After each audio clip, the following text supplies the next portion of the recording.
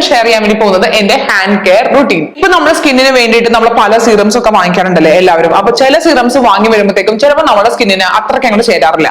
So ആ serums നമുക്ക് hand കെയറിന് വേണ്ടി യൂസ് ചെയ്യാം. ഒരു 35+ ആയിട്ടുള്ള ആൾക്കാരാണെങ്കിൽ വല്ല റെറ്റിനോളിന്റെ സീറം ഉണ്ടെങ്കിൽ ഒരിക്കലും എറിഞ്ഞു കളയരുതിട്ടോ. നമ്മുടെ കൈയിന് വേണ്ടി പെർഫെക്റ്റ് സാധനമാണ്. കുറച്ച് സീറം നമ്മളുടെ കയ്യിലേക്ക് ഇങ്ങനെ ഡ്രോപ്പ് ചെയ്യുക, നന്നായിട്ടൊന്ന് മസാജ് ചെയ്ത് കൊടുക്കുക കേട്ടോ.